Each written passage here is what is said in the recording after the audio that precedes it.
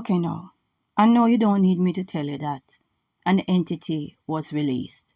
Now they're telling us that this tsunami wave that hit the US shoreline after 8.8 magnitude quake strike Russia's Far East, right?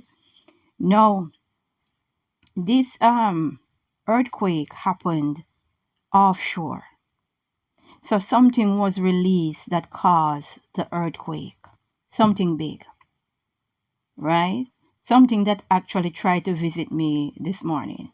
So something big was released, and that is why we had the earthquake and this tsunami. So all I can tell people is to get right with the Most High. Get right, because these entities, they are being released, right? One by one, bit by bit. But unfortunately, when some of us try to tell you that we're in the end times, you keep saying it's conspiracy theories, you have all sort of excuses, you don't want to do the research, you don't want to connect the dots, you just believe that these people in suit and tie have your best interest. Well, we saw what happened in 2020. And I was one of them that was trying to warn you. And I'm telling you now, an entity was released, right? We need to pray and say, glory be to the Most High.